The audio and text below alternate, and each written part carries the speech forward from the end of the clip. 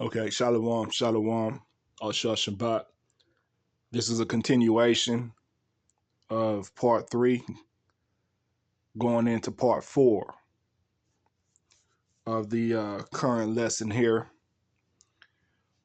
speaking on Aksha'al being the apostle of the Gentiles, magnifying his office. This will be part 4. All right, breakdown, part 4. Now, we left off in the book of Baruch, understanding this whole concept of Gentiles that Aksha'al is speaking of. And now we should come to the understanding that these Gentiles that Paul is speaking of here are Israelites who abandon their heritage and the law, statutes, and commandments of the Most High. So we're going to continue on to verse 14, and we're going to get the correct understanding of the grafting in. Yes, we're going to get the correct understanding of the grafting in. All right? Because that is widely misinterpreted. It is widely misinterpreted, especially among the Nicolaitan doctrine. It is a replacement theology. All right? They completely misconstrued Paul's epistles for replacement theology. Verse 14 reads, "If by any means I may provoke to emulation them which are my flesh, and might save some of them." So he says this right after he speaks of being the apostle of the Gentiles, right? He says, "If by any means I may provoke to emulation them which are my flesh, and might save some of them." So we know that these Gentiles are Israelites who abandon their heritage. He follows that up. Paul follows up, especially exactly who he is speaking of here in verse 14. Now, he says that right after we got a deeper explanation or a deeper breakdown of the word Gentiles as he's using it. So he adds context to these Gentiles by saying, "Those who are of my flesh."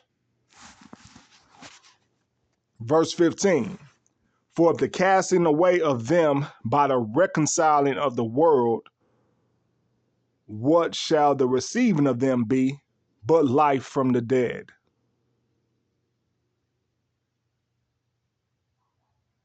Yep.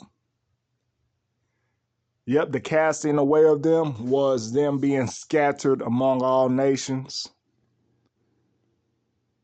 And that was a reconciling of the world. The Israelites were no longer in rulership. So the world, the carnal world, the kingdoms of the heathens were of reconciliation. They had their rulership. So what shall the receiving of them be but life from the dead? So Aksha'al states here that these Israelites that are considered Gentiles are in a state of death. And with them coming back to the heritage, coming back to the law, statutes, and commandments and faith of Yahweh Shah, that they are entering life from the dead. Verse 16. Verse 16. "For the first fruit be holy, the lump is also holy. And if the root be holy, so are the branches." So who's the first fruit? Who is the first fruit? Who is the first fruit? Let's get that.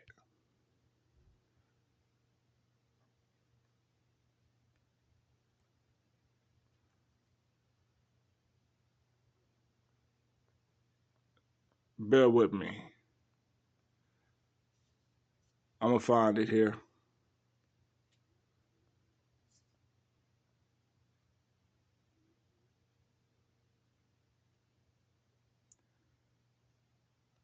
The first fruit can be explained here in Deuteronomy chapter 4. All throughout here. I'm going to start from verse 1 just for the context, so we can understand who the first fruit that is holy that Brother Paul is speaking of here. Deuteronomy chapter 4, verse 1. Now therefore hearken, O Israel. Now therefore hearken, O Israel. Now therefore hearken, O Israel, unto the statutes and unto the judgments which I teach you, for to do them that ye may live, and go in and possess the land which Yahweh Elohim of your fathers giveth you. Verse 2, ye shall not add unto the word which I command you, neither shall ye diminish aught from it, that ye may keep the commandments of Yahweh Elohim, which I command you. Now, the widely misinterpreted doctrine following the grafting in that we're about to get into here is an addition to the scriptures, which we see we're commanded here in verse 4 and 2 of Deuteronomy. So like Deuteronomy chapter 4, verse 2, we aren't to add or take away from the word. And that replacement doctrine is definitely adding and taking away from the word. Verse 3, your eyes have seen that, Salat. Your eyes have seen what the Lord did because of Belapur. For all the men that followed Belapur, the Lord thy God hath destroyed them from among you. But ye that did cleave unto Yahweh, the Elohim, are alive, every one of you this day. Verse 5, behold, I have taught you statutes and judgments, even as Yahweh Elohim commanded me, that ye should do so in the land whether ye go to possess it. Keep therefore and do them, for this is your wisdom and your understanding in the sight of the nations, which shall hear all these statutes and say, surely this great nation is a wise and understanding people. So that's how it was set from the beginning. You know, when Yasharal was all on one accordance, following the law, statutes, and commandments right after their exodus out of Egypt and the 40 years in the wilderness, they were seen like this by the majority of the nations. We were seen as a wise and understanding people because we followed these laws, statutes, and commandments. Now, verse 7, the first fruit. Verse 7, let's add to it here. Let's add the highlight so we can see this, right? Verse 7, for what nation is there so great, who hath Elohim so nigh unto them? I almost said near. Salah. For what nation is there so great, who hath Elohim so nigh unto them, as Yahweh Elohim is in all things that we call upon him for? Verse 8, and what nation is there so great that has statutes and judgments so righteous as all this law, which I set before you this day? So no other nation has that in comparison. No other nation has that in comparison. And we know the doctrine and the dogma come from idols concerning the other nations. We know that. We know that. So this is the first fruit that Akshaal, Brother Paul, was speaking of. We got that here in Deuteronomy. Hearken, O Israel. All that was said from Deuteronomy chapter 4, verses 1 through 8 was speaking of the Israelites. So let's go back to Romans chapter 11.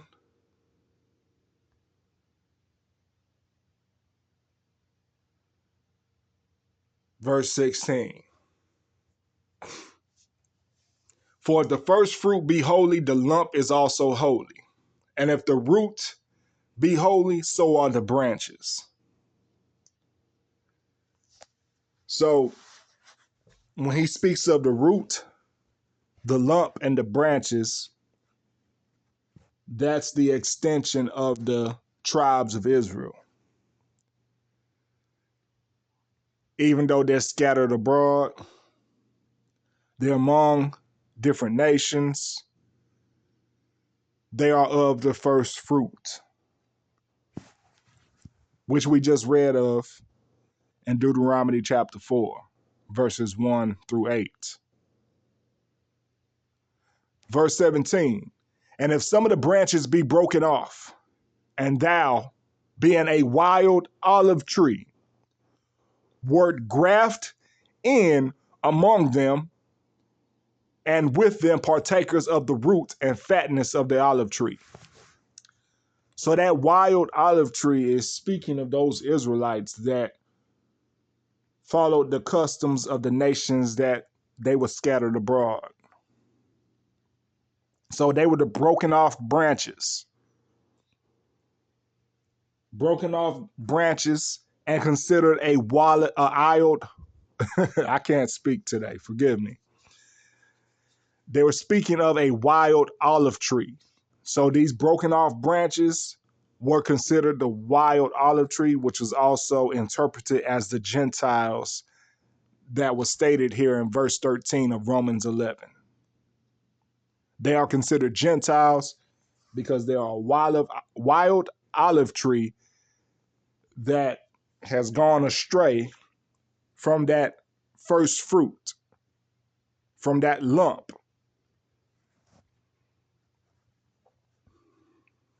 Now, verse 18 speaks of these same Israelites even today.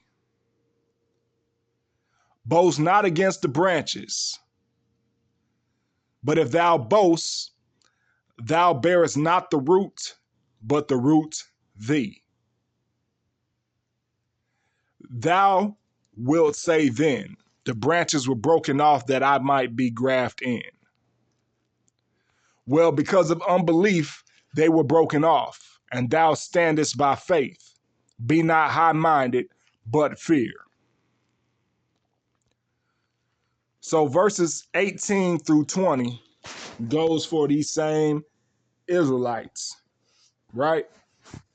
These same Israelites that are butthurt because you have those of Idumea who are in their feelings because the scriptures cut them up. Or those of the other nations because these same scriptures cut them up. So therefore they start boasting against the natural branches, right? Those who are speaking and advocating this truth. Yeah, you were grafted in, but look what happened. Because of unbelief, they were broken off.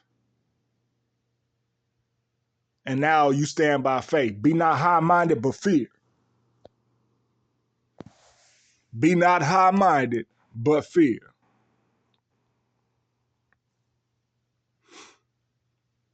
Verse 21, for if Elohim spare not the natural branches, take heed lest he also spare not thee.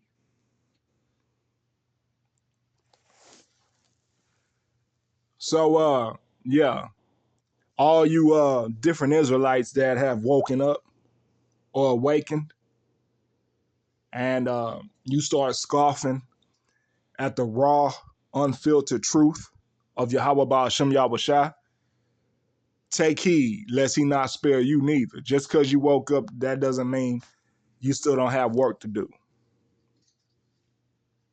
We're all hopeful that we're of the election. So we still need to be fearful. We still need to be avoiding high-mindedness and pride.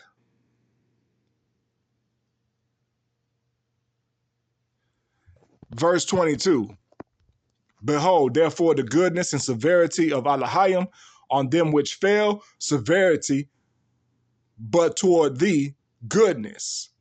If thou continue in goodness, otherwise thou also shalt be cut off. So that's happening. That's happening with individuals who just completely fall out the faith, fall out the truth, go back into the world. Yeah, they've already been cut off spiritually. And it'll only be a matter of time before they get cut off physically, because they did not continue in good faith. And you see many of these individuals making videos and scoffing, talking about how they were once in the truth and what they disliked about the truth, this, that, and the third. Yeah, these are the same individuals that Aksha'al is speaking of here in verse 22. Verse 22, right here.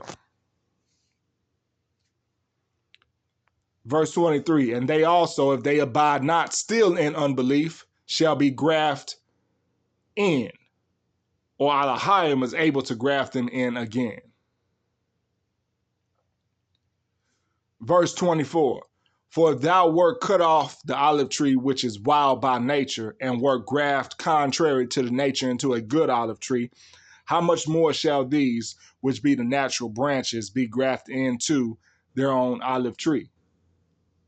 So you see, it's speaking of those Israelites who were considered wild because they were not in the faith and heritage of their forefathers, coming back into that faith and heritage of their forefathers.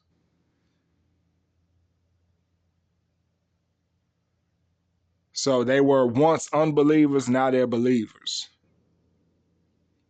And now that they're believers, they are to remain in submission of the truth of Yahweh Ba'ashem Yahushua.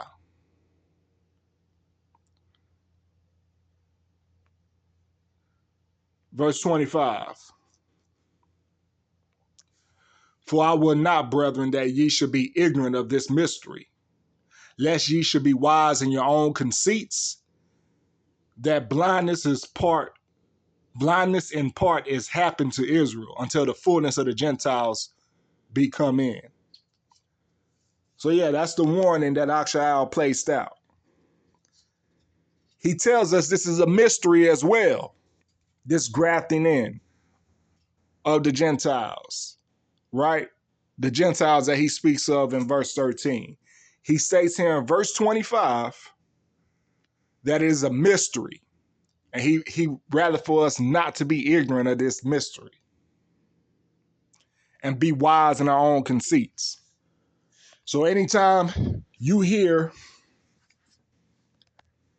another Israelite saying, oh, the heathen can be grafted in, wise in your own conceits. Well, what heathen are you talking about? What Gentile are you talking about? Are you talking about the lost sheep of the house of Israel? Or are you speaking of a completely different nation that's not a wild olive tree, but a different tree? That's not a wild olive branch, but a different branch of a different tree. If it's not speaking of this, which has already been diligently broken down to show you who Brother Paul was speaking of, you're being wise in your own conceits and you're ignorant of the mystery. And you rather for that blindness to stay among Israel until the fullness of the Gentiles come in. Now, there's something else I want to go to here, right? There's another scripture I want to go into. I want to go into concerning this.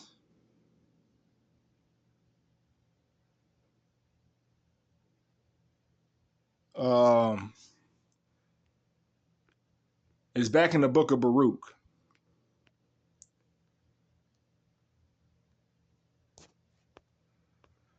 Book of Baruch,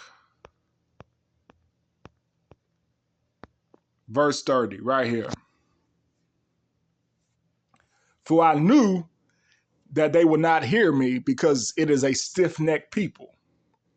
But in the land of their captivities, they shall remember themselves.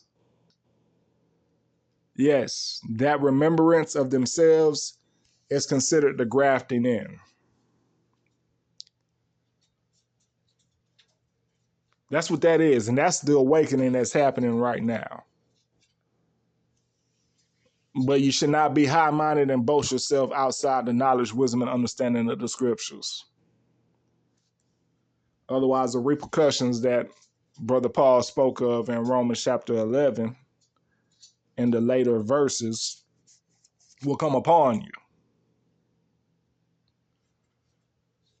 Yeah, that's it for this lesson. This concludes part 4 of the matter at hand concerning the office of the Gentiles that Akshaal spoke of. May peace, serenity, and prosperity be multiplied unto you all. Shalom.